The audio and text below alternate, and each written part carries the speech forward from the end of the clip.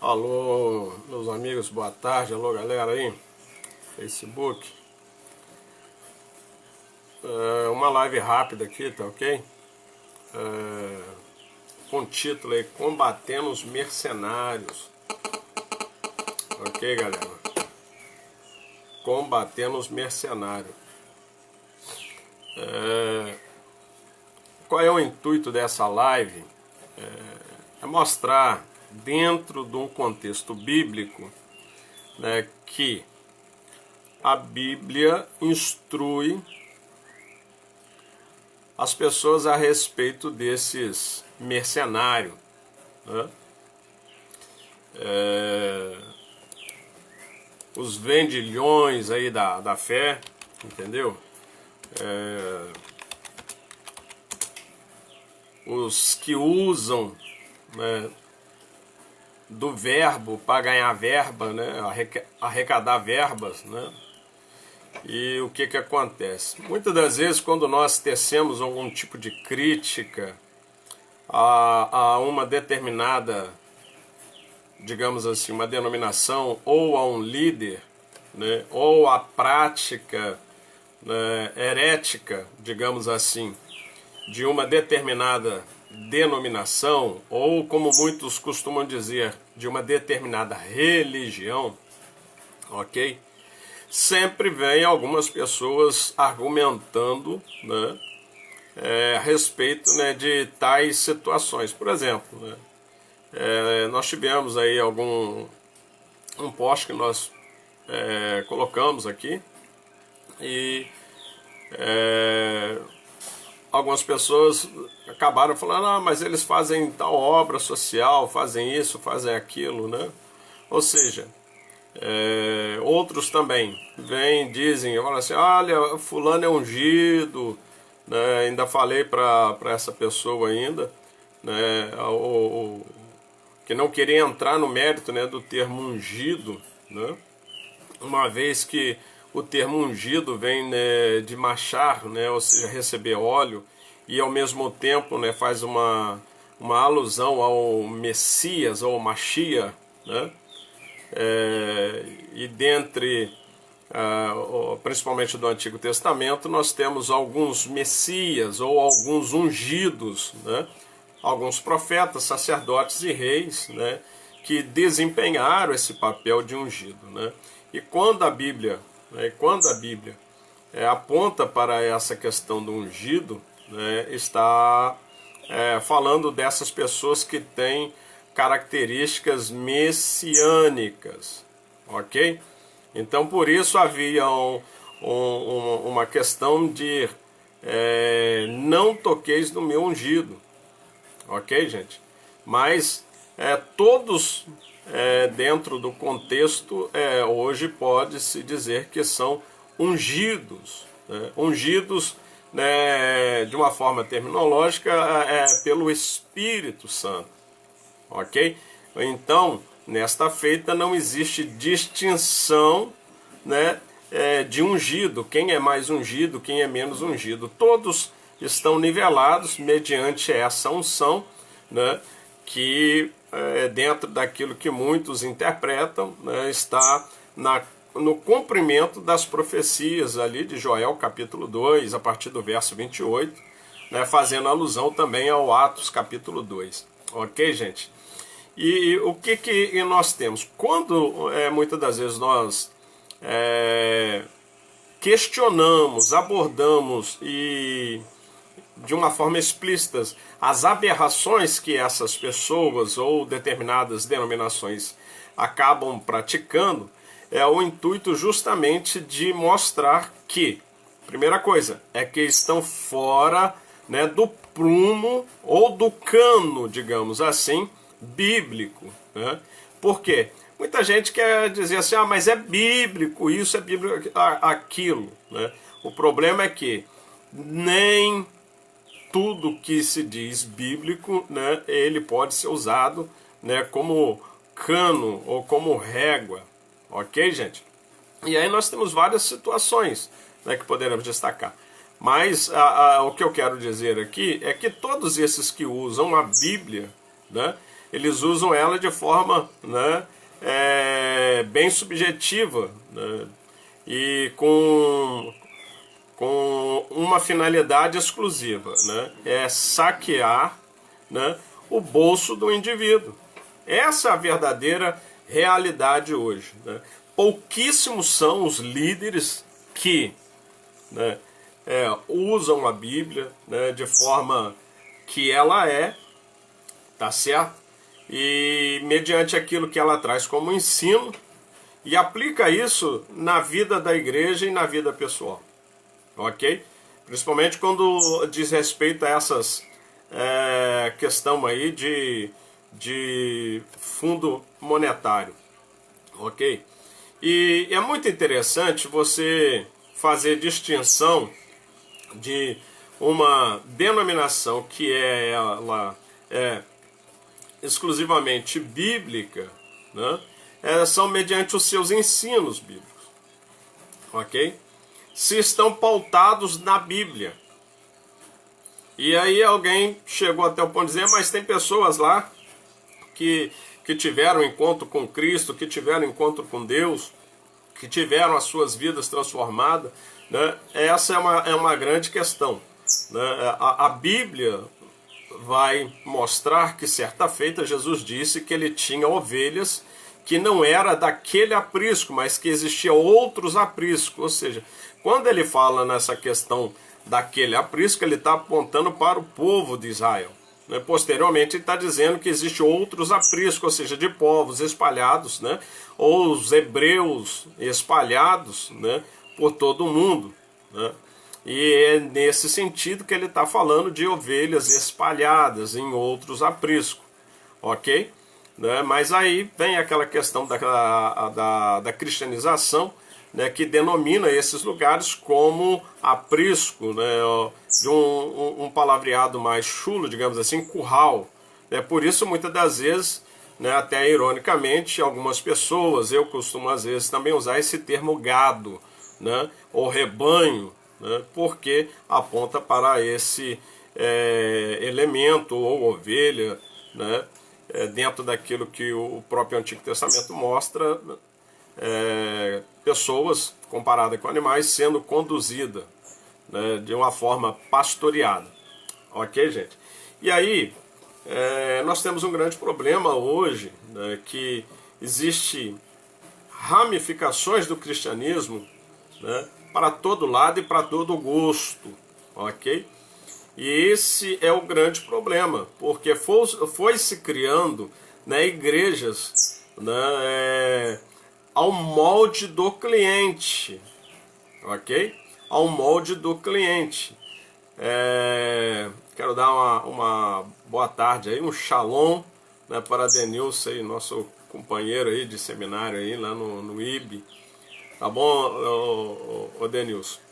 Seja bem-vindo aí, uma boa tarde, aí, um shalom para a sua família, em especial nessa feita para a sua pessoa.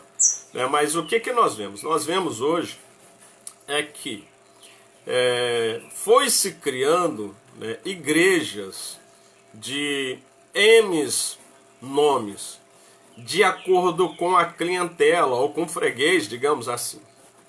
E essas igrejas foram sendo moldadas, sendo criadas, mediante aquilo que essas pessoas querem. Ou seja, diferente daquilo que o Evangelho exige da pessoa. Ok? Né? Diferente disso. O Evangelho molda o indivíduo. Hoje nós temos igreja que está moldada mediante o querer do indivíduo ou do cidadão. E essa é o grande quê da questão hoje aí. As pessoas, né?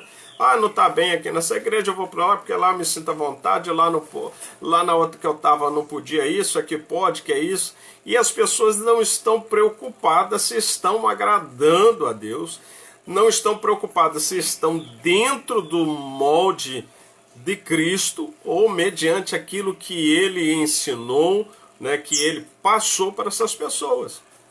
Ok? Esse é o grande problema hoje.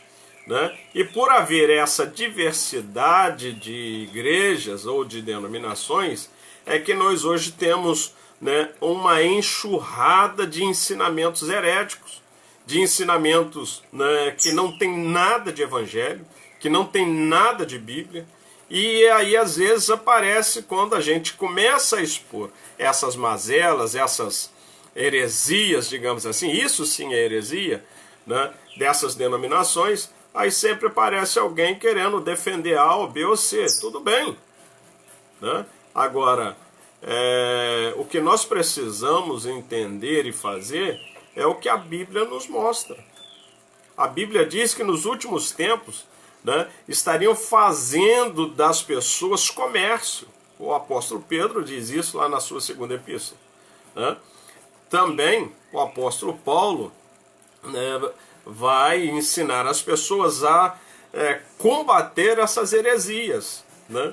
E em certo ponto ele vai dizer assim que é inevitável que, né, que não haja heresia, mas é até bom que isso aconteça. Para quê? Para que a verdade apareça.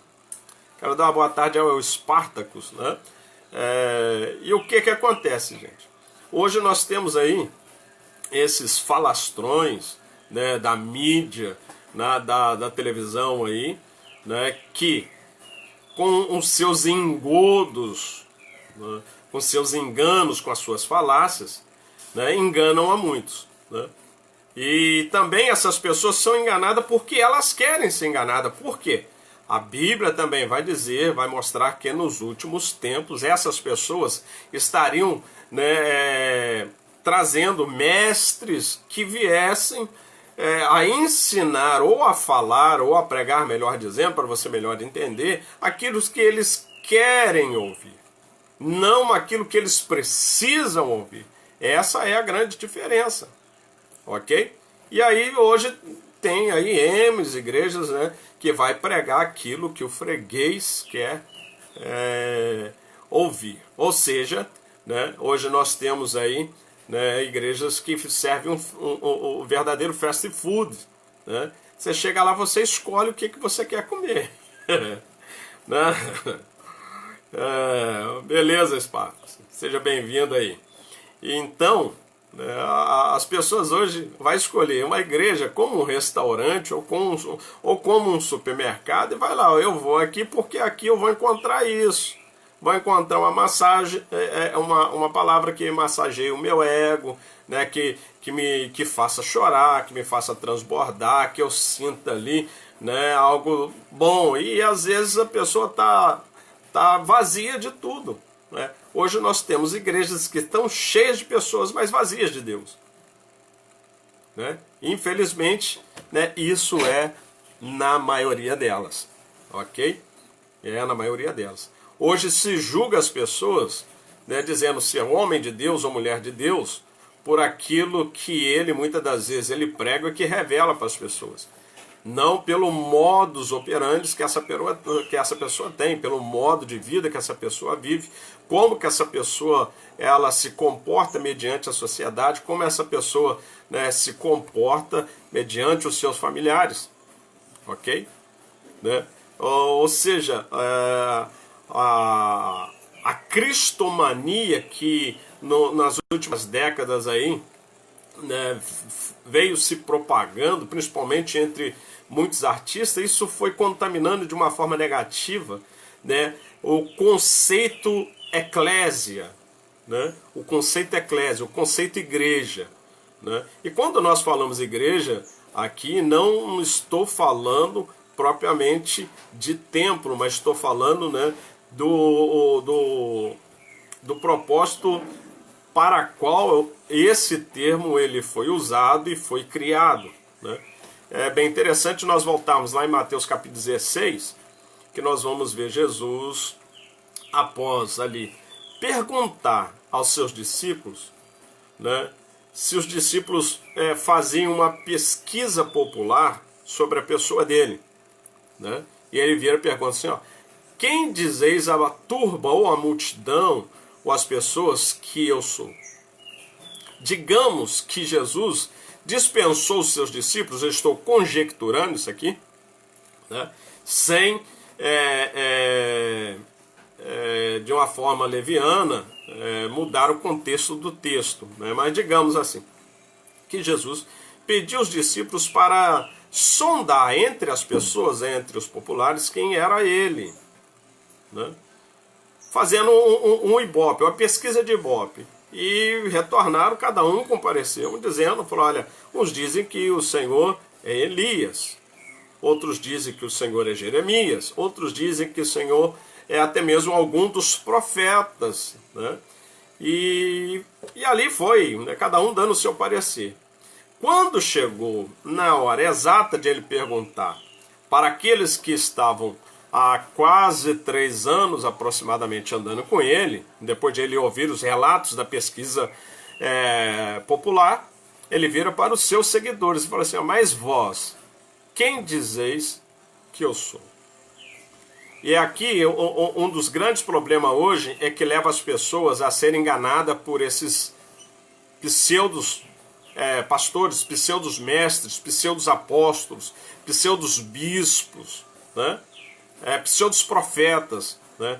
Aqui as pessoas só são enganadas, só são ludibriadas por esse engodo, sabe por quê? Porque andam há tanto tempo atrás de Jesus, mas não sabem quem ele é verdadeiramente. Ok? Esse é o grande problema hoje, né, da maioria das pessoas. Dizem estar andando com Jesus, dizem ser seguidor de Jesus, dizem até o que as pessoas ao seu redor falam a respeito de Jesus. Mas quando são questionados, né, para dizer agora, e você, quem é Jesus para você? E aqui fica essa pergunta aqui, meu amigo, né, que você que vai assistir essa live, né, que está assistindo, agora quem é Jesus para você nessa realidade? E aí, houve-se um silêncio. Houve-se um silêncio. Eu não quero entrar no mérito teológico aqui de quem revelou para Pedro ser Jesus. Mas vou aqui só usar o Evangelho de Mateus capítulo 16.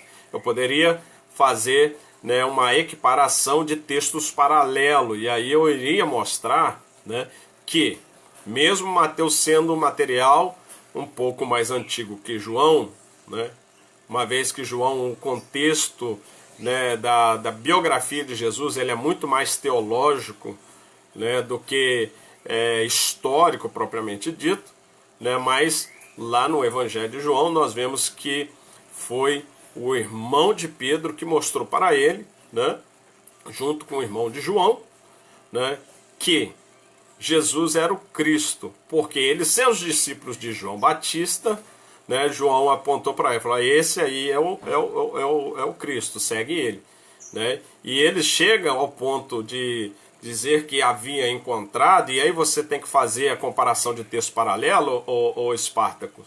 Isso aqui é muito interessante, né, que o primeiro milagre de Jesus foi a pesca milagrosa.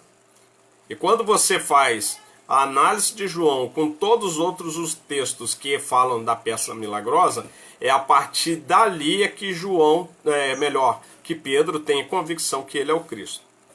Porque primeiro ele é apresentado pelo seu irmão, e o irmão de João, se não me foge a memória, é Tiago, né? Um dos filhos de Zebedeu ali, que apresenta Jesus para ele. E o convida e pede, melhor dizendo, para entrar no barco, e vão para alto mar, e ali acontece a pesca milagrosa. Então, né, exatamente, né, é a partir daí que ele tem plena convicção de que Jesus é o Cristo. Mas o evangelista Mateus, dentro de uma outra narrativa, de uma outra questão de data, né, por isso que nós temos que fazer leitura paralela, de texto paralelo, né, para nós compreendermos a situação. Mas voltando aqui para Mateus, só para nós finalizarmos aqui, né, que é justamente ali que a palavra eclésia vai surgir pela primeira vez, né? Lá no Antigo Testamento tem um outro nome, né, que isso aí mais na frente nós poderemos falar aí, né, do significado da assembleia lá. Mas então, ele vai dizer, né, que não foi carne, que não foi sangue que tinha revelado ali, mas que foi o Eterno que revelou a ele, né? E ele depois vai dizer, né, que as portas do inferno não prevalecerão contra a igreja. E isso ele está num cenário apontando ali, né, para um lugar onde o lixão da cidade, né, o lixão da cidade era queimado ali. E ali muitas das vezes, né, aquele era denominado, né, como inferno. O inferno. E as pessoas, muitas das vezes, quando eram mortas, né, elas eram jogadas ali naquele lugar, naquela área ali de lixão, com queima, e ele vai usar as portas do inferno, porque era um lugar que tinha várias entradas, né? Várias entradas ali, e ele está falando, nenhuma dessas, ele está dizendo ali de uma forma categórica. Isso, exatamente, Spark. Aqui nós temos assunto bíblico aqui, se a gente for tocar, né, a gente vai, começa de manhã e entra à noite e abre o dia também ali, né? Por isso que de vez em quando eu dou uma saída aí das lives, né, que eu tinha o costume de fazer várias lives, mas pra gente sempre ter um tema novo, né, pra gente estar falando ali. É muito bom isso aí, a gente vive aprendendo, né? A gente nunca sabe nada, mas nós sempre estamos aprendendo. Mas vamos lá. E é justamente fazendo uma alusão para esse cenário, né, de morte, de destruição, de lixo, né, é que ele vai dizer que as portas do inferno não prevalecerão contra a minha igreja. Ele está mostrando de uma forma categórica ali que... E as pessoas, infelizmente, quando eles ouvem, leem esse texto, tá falando que achando que está falando do inferno, lá, a câmara de condenação espiritual das pessoas. Mas ele está apontando para aquilo ali, né? Ele está apontando para aquele cenário, para aquele ambiente, né, para aquele lugar ali, e falando, olha, isso aqui não vai prevalecer sobre vocês. É exatamente isso aqui. E ele, quando ele vai usar a palavra eclésia, que muitos entendem ele chamados, né, de dentro para fora. Eclésia, chamados de dentro para fora. Interessante nós entendemos, chamar de dentro da onde? E para fora de quê? É isso que as pessoas têm que entender. E esse significado, ele foi... Desde então que eu me entendo por gente, compreendendo um pouco de Bíblia, né, ela sempre foi, né, apresentada de uma forma muito simplista, né? Apresentada de uma forma muito simplista, dizendo assim, chamado de dentro do mundo para fora do mundo, né? Chamado de dentro da vida de pecado para fora da vida de pecado. Não, na realidade, o termo eclésia que é ali apresentado, né, ele é muito mais abrangente, né? Boa tarde aí, Fabiano Monteiro aí de Campos do Goycacazes, né? Seja bem-vindo aí à live aí. Esse termo eclésia, ele é muito mais, digamos assim, complexo para muitos compreenderem. Por quê? Primeiro que nós temos que entender quem foi o precursor de Jesus, João Batista. João Batista era filho de sacerdote, né? Vou estar correndo aqui com a live aqui para não ficar muito longa, né? Ora, uma vez filho de sacerdote, sempre sacerdote. E teria a obrigação de fazer, quando caísse sobre ele, né, o ofício, ele teria que exercer o seu papel no templo, né? E o pai de João Batista ali, né, ele era da tribo de Levi, da linhagem de Abias, né? Há alguns eruditos que dizem que o ofício principal ali era manter as lamparinas, né, e o altar de incenso sempre aceso, né?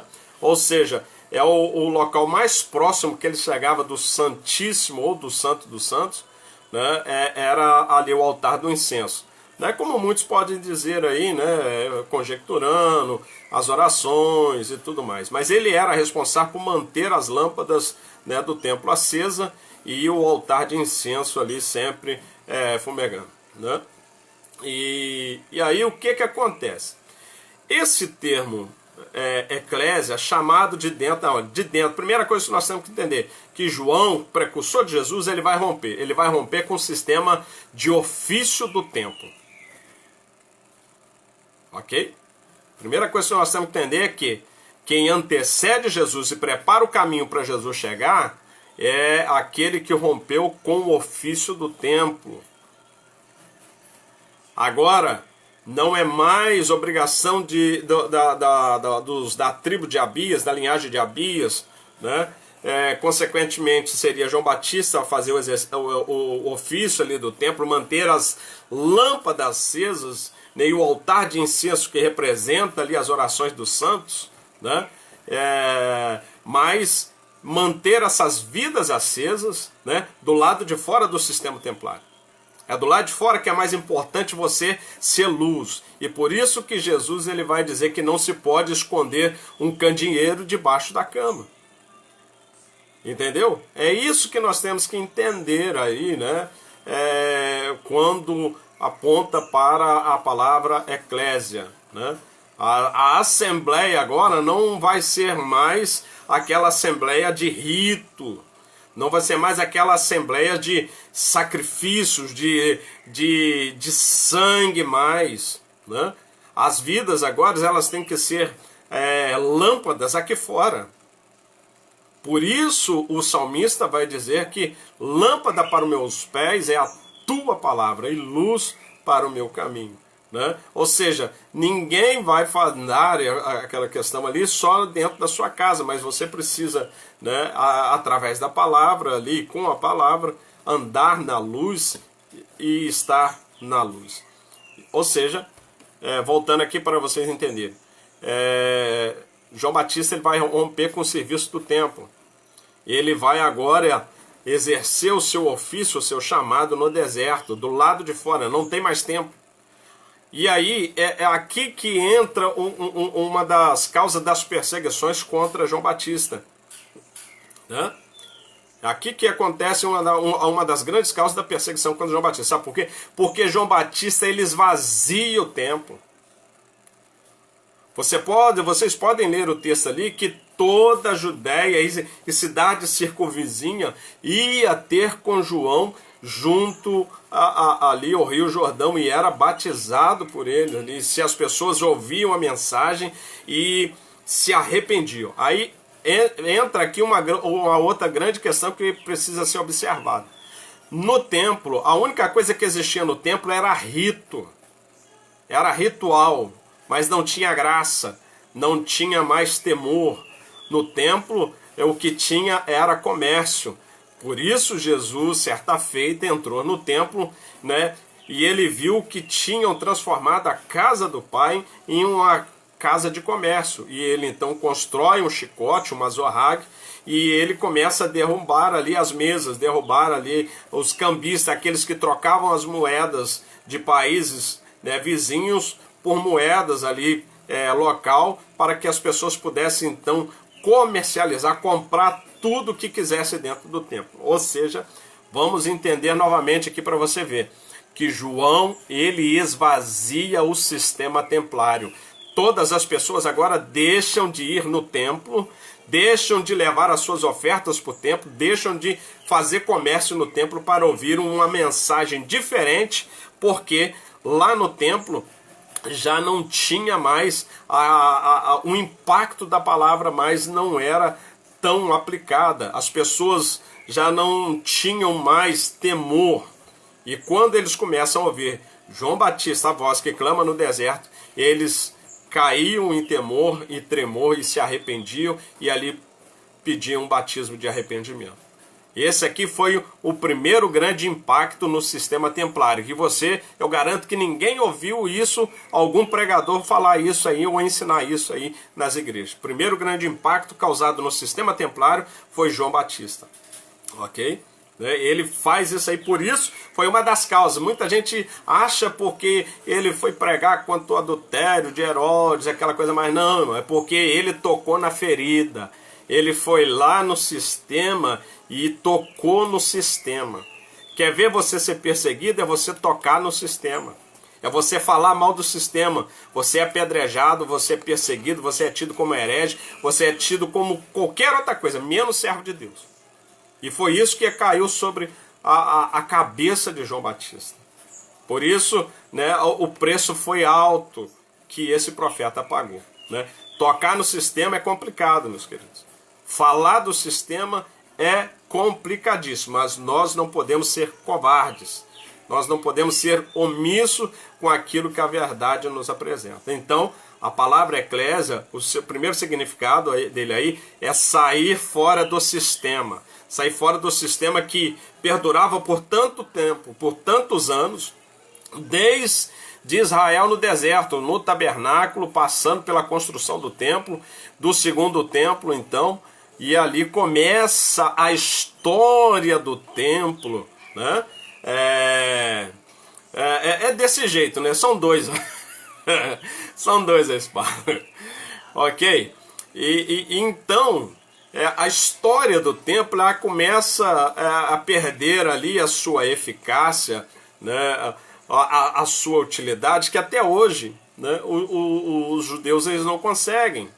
Tem as suas sinagogas, tudo lá, algumas mantidas dentro de um contexto lá que eles entendem, mas a questão do dízimo era só para o templo. Mas aqui, nessa ideia a gente fala, se não der, a gente fala numa outra feita aqui. Mas vamos lá, eclésia, chamado de dentro para fora, ou de dentro para fora. Ou seja, João Batista ele compreendeu muito bem o que é ser chamado, dar ouvido a esse chamado e romper com o sistema. Então ele passou a ser profeta no deserto, né? Falou, esse negócio de estar ali fazendo praça, dentro desse ritual todo, não, as pessoas agora precisam ouvir, né, uma mensagem que os confronte. Essa é a verdade. Então por quê? Porque lá no templo você levava o seu sacrifício, pecava o ano todo, meu querido. É igual tem a turma hoje no período da quaresma, faz besteira o ano todo, pula carnaval, beija homem com homem, mulher com mulher e por aí vai, né? Cada um faz o que bem quiser, né, da sua vida aí, isso é uma questão sua, né? Mas chega na quarta-feira de cinza, vai para a igreja, né? E vai para a missa, outros vão até sair do retiro espiritual aí, e como eu costumava dizer quando estava dentro do sistema, né? Vai todo mundo para o retiro espiritual e o capeta fica com a cidade toda ali, livre para fazer a festa deles ali na vida daqueles que ali estão. Esse é o sistema. Esse é o sistema. Ok? Então, gente, eclésia é ser chamado de dentro do sistema para fora do sistema. E isso aqui é ser igreja. É entender que Deus não habita em templos feitos por mão de homem. Entendeu? Que hoje Deus habita em cada um de nós. E aí sempre vai ter aqueles argumentos, mas nós vamos congregar como? Né? E o povo antigo congregava como? É só vocês pesquisarem como que vivia, né, a suposta comunidade ali, né, que acharam vários manuscritos ali lá em Qumran, os essênios, né, e outros tantos, os zelotas, né, que eram aqueles que tinham zelo, né, pela obra de Deus, né, ou pela palavra de Deus. Né, é só vocês verem como que essas pessoas viviam em comunidade. Entendeu? Né, hoje é uma vez ou duas por semana, vai lá, põe a Bíblia debaixo do braço. Não, o negócio é muito mais sério.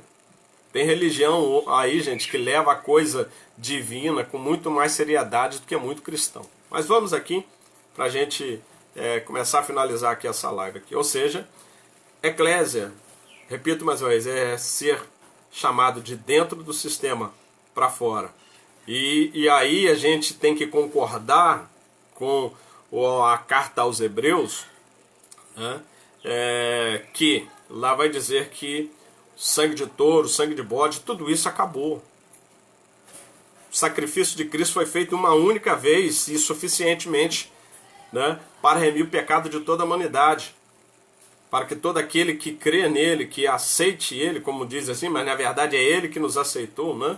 Não fomos nós que escolhemos a ele, mas ele que nos escolheu e fez nos ovelhos do pasto dele. Né? Essa aqui é uma outra questão que precisa ser ensinada, né, de uma forma veemente e de uma forma explícita para que as pessoas entendam. Esse negócio de você quer aceitar Jesus, que é isso aqui, como se ele fosse mercadoria, não. né? Ele já nos escolheu, Ele que nos aceitou, né? Mesmo com os nossos defeitos, né? Mas por isso Ele nos escolheu. Então, igreja é isso, gente. É sair dentro desse sistema. Interessante que lá em Lucas, olha só, Lucas capítulo 21 diz assim, ó, olhando ele, viu ricos lançarem as suas ofertas na arca do tesouro. E viu também uma pobre viúva lançar ali 2 pequenas moedas. Olhe bem aqui o que esse texto está mostrando, ô Espartaco. Né? Os ricos, né? A elite da sociedade, dentro do templo, tá dentro do templo, e Jesus ele está ali junto com seus discípulos, e ele observa tudo isso que está à sua volta. Vamos agora imaginar esse cenário de culto, ou se havia culto ali mesmo, porque ele vai dizer assim, olha, ele viu também, ó, e ele disse, em verdade, vos digo que lançou mais do que todos esta pobre viúva. Por que ele vai dizer isso? Que foi ela que lançou mais do que todos. Aí eu já vi muitas pregações, já vi muita gente usar esse texto para tirar dinheiro das pessoas. A viúva, assim como Abraão, deu o seu tudo, deu o seu único Isaque, né? Vem aqui no altar, sacrifique o seu Isaque, entregue aqui as suas 2 moedas, como aquela viúva fez. Gente, dá nojo quando eu lembro e relembro que eu vi pessoas pregarem dessa maneira. O que Jesus está falando aqui, que ela deu mais, primeiro, porque era serviço do templo. Sustentar os pobres e as viúvas, os órfãos. Só que, por que essa viúva deu tudo? Porque ela não foi ali viver de esmola do templo. Entenda bem isso. Tinha pessoas ricas ali que poderiam estender e tinham a obrigação, mediante a lei do Eterno, de cuidar daquela ou de quaisquer viúvas que ali naquela região tivessem, os órfãos que ali tivessem, os pobres que ali tivessem. Por isso que o apóstolo Tiago vai dizer que a religião imaculada, ou seja, sem mancha, pura, diante de Deus, é aquela que deixa de falar muito, deixa de ser falastrão, ou seja, deixa de só pregar, mas não viver, mas que cuide dos órfãos, das viúvas e os amparos nas suas necessidades. E ele começa aqui a mostrar, né, que a ruína do templo estava a caminho. Né? João Batista começou esvaziando o templo. E que ele vai mostrar, tá vendo porque o templo aqui dá nojo, né? Porque transformaram a casa de meu pai em covil de ladrão, comerciante. As pessoas aqui vão lá e dão aquilo que elas acham que ela bem convém, não estão preocupados como vive o teu próximo. E isso é hoje, isso é em todas as igrejas, está dessa maneira. E ele vai falar, tá vendo aquela viúva? Ela, na mente dela, tô parafraseando de novo para você entender. Naquela viúva está falando assim, olha, eu tenho 2 aqui, vai me faltar, mas eu contribuindo aqui, na simplicidade daquela viúva, ela achava que o templo com o sumo sacerdote ou sacerdotes, ou seja, a elite eclesiástica fazia a obra social, uma vez que ela estava desamparada do mesmo. E aqui nós vemos aqui, eu quero ressaltar o exemplo dessa mulher, como muitas pessoas inocentes hoje em vários lugares, que estão dessa maneira, como este templo, ou como o templo estava. Ok? Tem pessoas que abrem mão daquilo que tem, porque ouve alguém dizer lá, né? Quem sabe se lá o que o sacerdote pregou naquela noite, de maneira que a motivou a dar tudo que ela tinha. E isso nós vemos em muitas igrejas, gente. Eu repito aqui, já vi. Né? As pessoas usarem de uma oratória, de uma retórica tão convincente que as pessoas tirarem anel, aliança de casamento, né? Doarem chave de carro, né? achando que estavam fazendo a obra de Deus. E aí, continuando o texto, né, ele vai dizer, porque todos aqueles que deitaram para as ofertas de Deus do que lhes sobram ou sobeja, né, mas esta, da sua pobreza, deitou todo o seu sustento que tinha. E dizendo alguns a respeito do templo, olha como alguém quis mudar o foco aqui.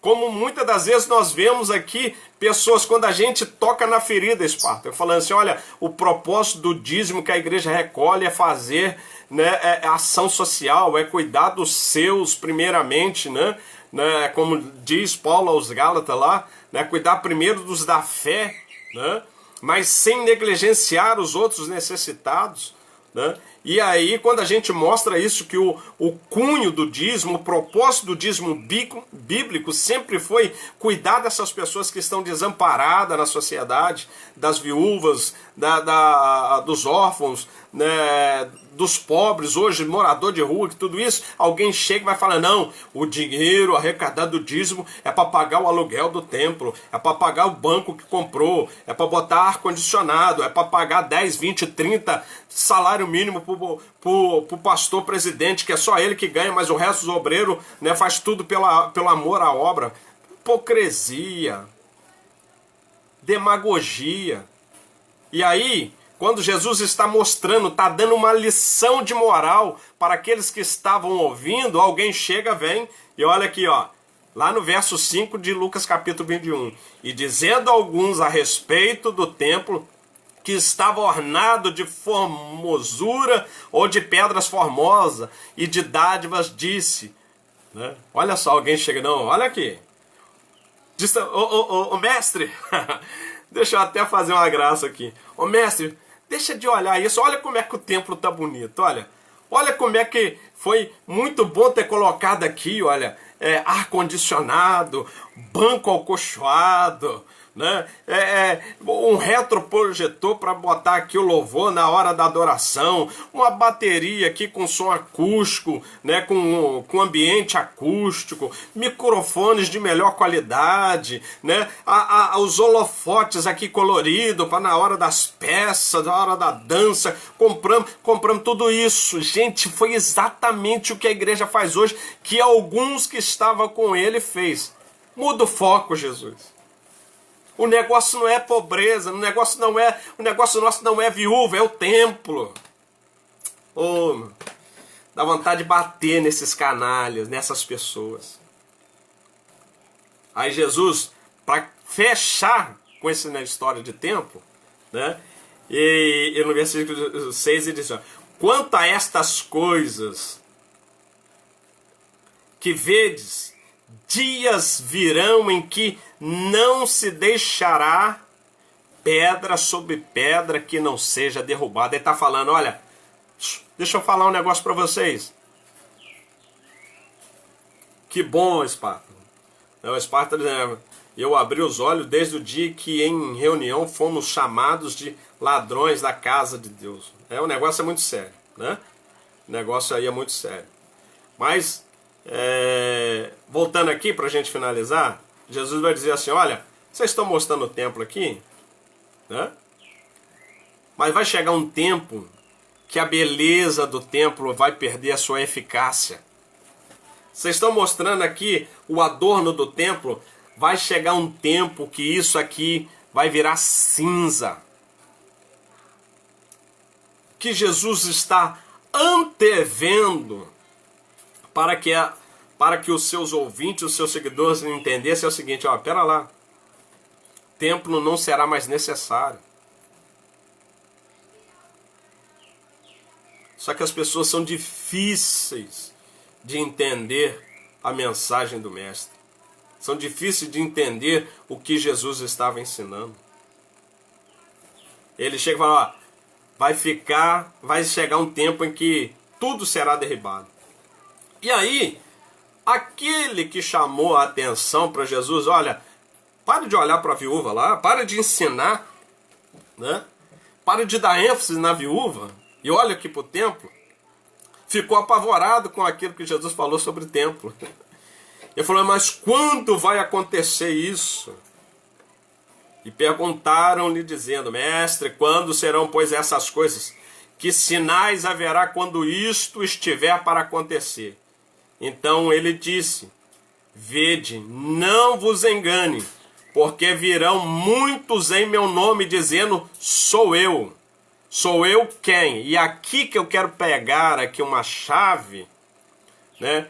Aqui com respeito a uma pessoa que falou numa de nossa postagem a respeito de ungido, né? O termo aqui sou eu, né? Para você melhor entender, é Cristo ou Christos no grego, que vem de Mashiach, que vem de ungido, né? Parafraseando novamente para você entender aqui essa mensagem. E quando ouvirdes, ó, melhor dizendo aqui, ó, verso 8, de Lucas 21.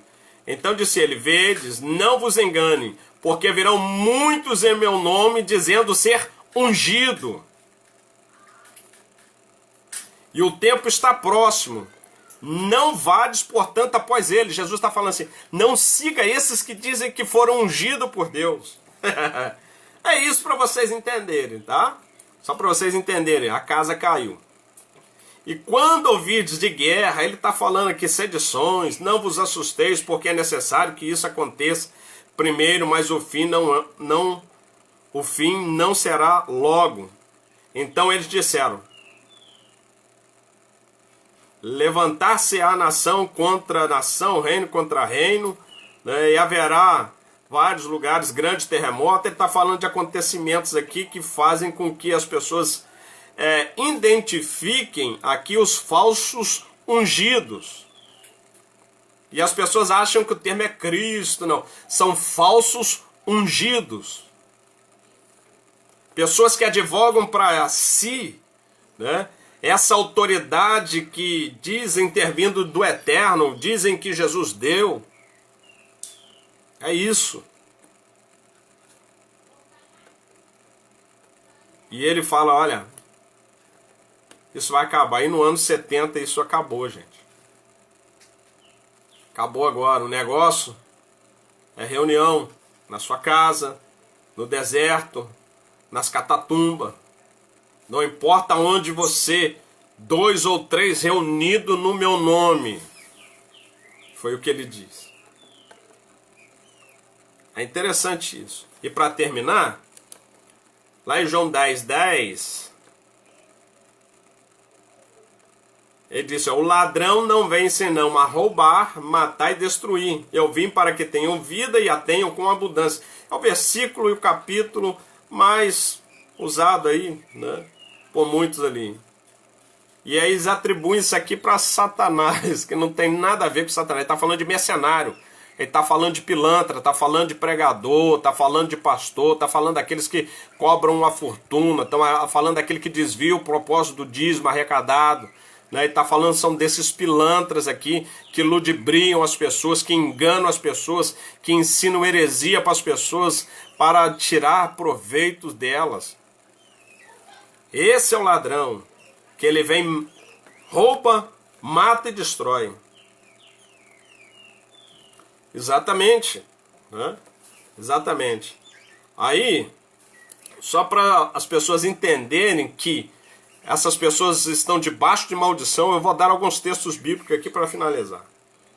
Ó, Paulo, certa feita, chegou na Galácia, Pedro já tinha passado lá, né?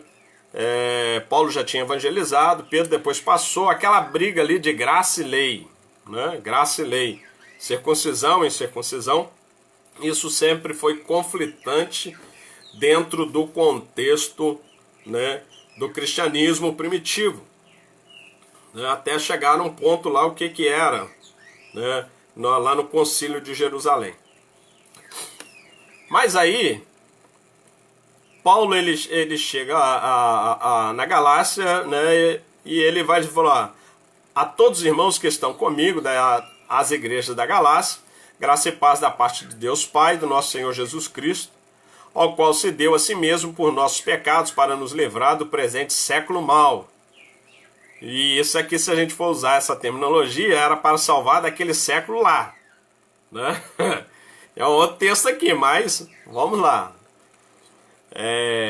Segundo a vontade de Deus nosso Pai, ao qual seja dada glória para todos sempre. Amém. Maravilha-me. Olha só o que Paulo vai dizer aqui para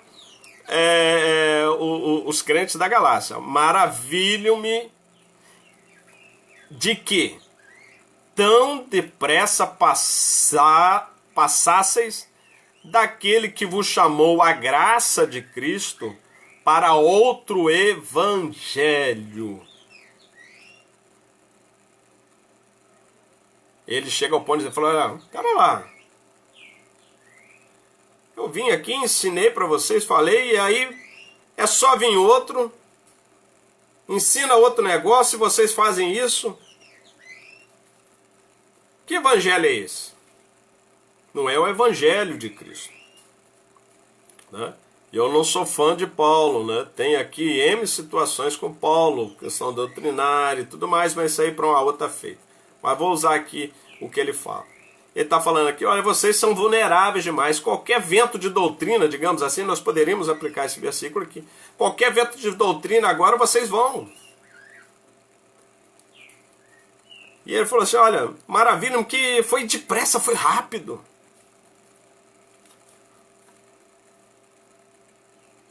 Verso 7, o qual não é outro, mas há algum que vos inquietam e querem transtornar o evangelho de Cristo.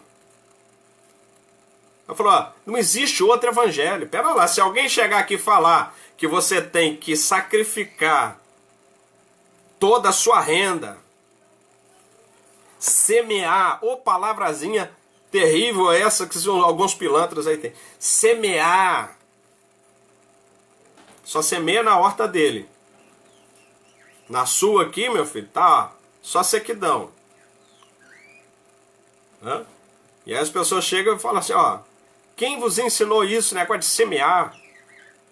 Quem muito semeia, colhe muito. Quem pouco semeia, colhe pouco. Gente que distorce ali o contexto de Coríntios capítulo 9. Só para tirar dinheiro das pessoas.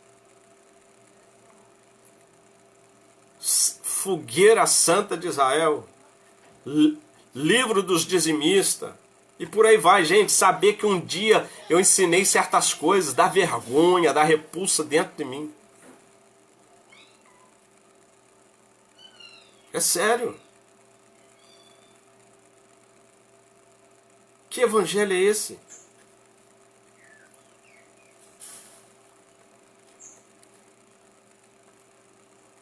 E ele vai dizer assim, ó, ainda tem pessoas que transtornam, ou seja, modificam, colocam dúvida no evangelho de Jesus. Ainda vem alguém que chega, mas não foi bem isso que Jesus quis dizer. Não foi bem assim. Cara de pau, pilantra.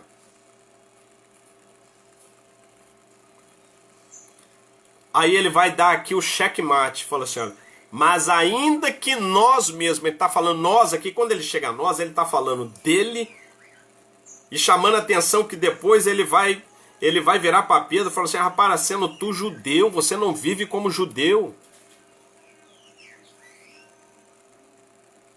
Você quer cobrar das pessoas aquilo que você não vive o que prega. Isso é o que mais tem, pessoas que cobram das pessoas, cobram dos membros, mas não vivem aquilo que ele prega. E ele fala assim, ó, ainda nós mesmos,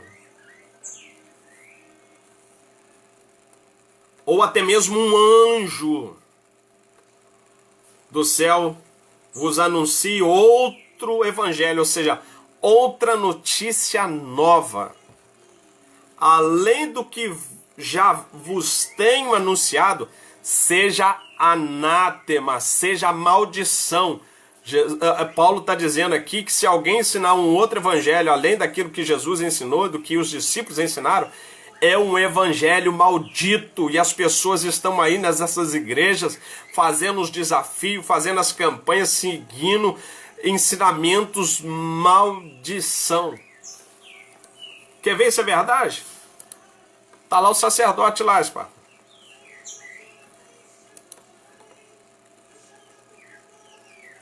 Malaquias capítulo 2.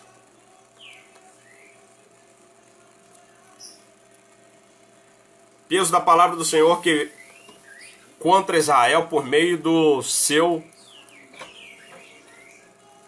anjo, ou mensageiro, Malaquias aqui.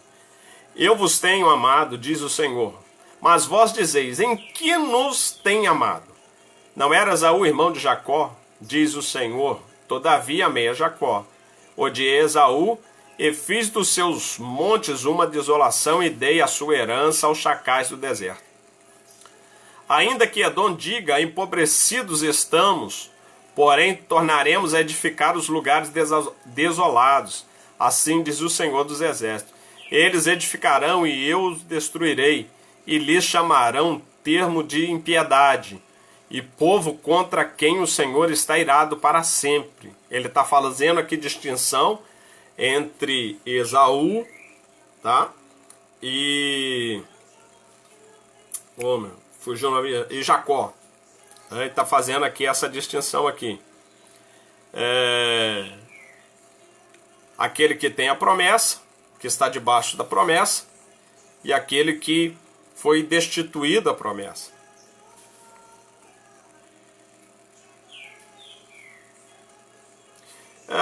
São dois, infelizmente, cara, a gente demora a ter um entendimento, né? E esse entendimento acaba nos libertando, né? Essa verdade acaba nos libertando. Aí fico tranquilo, feliz por, assim como eu, ter outras pessoas, o Nelson, né? o Amorim, né? Outras pessoas aí, né? Que não nos dá autoridade assim para nós falarmos, mas nós conhecemos, né? E convivemos com muitas delas. Mas vamos aqui.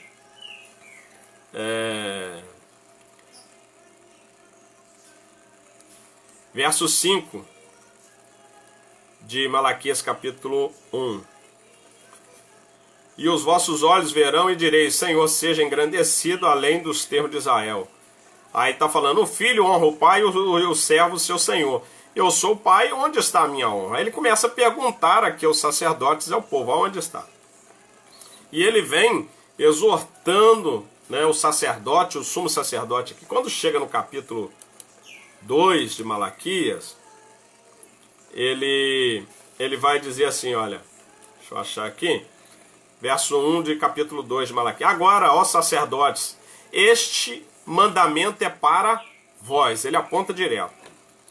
Se não ouvirdes e se não propuserdes o vosso coração da honra ao meu nome, diz o Senhor dos Exércitos, enviarei a maldição contra vós e amaldiçoarei as vossas bênçãos. E também já as tenho amaldiçoado, porque não aplicais a isso o coração. E aí ele vai dizendo, ó, eis que reprovarei a vossa semente, ou seja, aquilo que eles vão plantar, e espalharei esterco sobre os vossos rostos, o esterco das vossas festas solenes, para junto deste sereis levado. Então sabereis que eu vos enviei este mandamento para que a minha aliança fosse com Levi, diz o Senhor dos Exércitos. Minha aliança com ele foi de vida e de paz, e eu lhes dei para que temesse. Então temeu-me e assombrou-se por causa do meu nome. A lei da verdade esteve na sua boca, a iniquidade não se achou nos seus lábios. Andou comigo em paz e em retidão, e da iniquidade converteu a muitos. Porque os lábios do sacerdote devem guardar o conhecimento da sua boca. Devem os homens buscar a lei, porque ele é o mensageiro do Senhor, o sacerdote. E aqui está falando de sacerdote vindo da tribo de Levi. O que nós temos hoje, ele não tem nada desse tipo de sacerdote, não. Tá? E aí fica a gente aí ludibriado com essa história ali. Mas fulano é sacerdote, que é isso aqui? Não tem nada disso, não. Mas vós vos desviaste do caminho. A muitos fizeste tropeçar na lei. Corrompeste a aliança de Levi, diz o Senhor dos Exércitos. Por isso também eu vos fiz desprezíveis, indignos diante de todo o povo. visto que não guardaste os meus caminhos, mas fizeste acepção de pessoas na lei. Ele está falando aqui de que lei é essa, do que ele está tratando lá de Malaquias capítulo 3, da oferta, do dízimo, que o propósito era amparar os órfãos e as viúvas. As pessoas que passavam ali pela cidade, né, os andarilhos, digamos assim, né, os estrangeiros, né, como diz a Bíblia. E está falando aqui, eu fazia acepção de pessoa. E aí ele já fala no verso 10, ó, não temos nós todos o mesmo Pai? Não nos criou o mesmo Deus? Por que agimos aleivosamente, cada um contra seu irmão, profanando a aliança dos nossos pais? Judá tem sido desleal e a abominação se cometeu em Israel e em Jerusalém, porque Judá profanou o santuário do Senhor, a qual ele ama, e se casou com a filha de Deus estranho. Aí está falando aqui de união abominável dos sacerdotes, né? E lá em Malaquias capítulo 3, também fala da maldição, né, que veio sobre esses que estavam ali proferindo bênção, né, sabe o que acontece? Que tipo de bênção é essa aí, gente? Aí a pessoa chega e fala, olha, você faz o desafio, você entrega lá que Deus vai fazer. E alguns chegam ao ponto, já tô vendo, irmão, igual eu já ouvi. Pessoas chegarem e falar, né, que a despensa daqui de casa ia ser como um supermercado aqui, não ia faltar nada, e as pessoas poderiam ali, aquilo, né? E não acontece, irmão. As coisas não é assim, mas as pessoas acabam profetizando, ou proferindo, melhor dizendo, algo que é carnal. E aí nós temos lá em Jeremias falando que tal profecia, né, se não se cumprir, tal profeta é mentiroso. Entendeu? Esse é o grande problema. E aí, o que acontece? As pessoas hoje vão para esses ambientes, né, e ali acham que estão sendo abençoados, mas segundo a Bíblia, eu quero deixar bem claro aqui, segundo a Bíblia, né, Deus não abençoa esse negócio. Primeiro porque está contra o propósito da sua palavra. Uma vez contrário ao propósito da palavra dele, ele não tem compromisso nenhum com a palavra que é contrária à sua palavra. Porque ele diz que ele vela pela sua palavra para a fazer cumprir.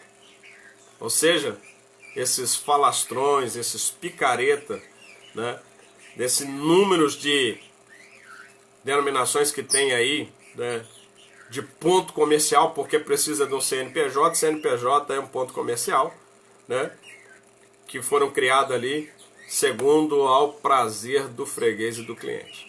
Tá certo? Fica aqui o meu forte abraço, meus agradecimentos aí a todos, né, que participaram, que esteve aqui conosco. E aqui alguns pontos bíblicos, né, de reflexão, né, e nessa feita fazendo uso da mesma de forma aplicada, né, sobre essas questões ali. Um shalom a todos aí, uma boa tarde, bom fim de domingo, né, e que o Eterno tenha misericórdia de nós e dessas pessoas que são enganadas e que querem ser e continuar sendo enganadas por esses falsos ungidos. Shalom, shalom.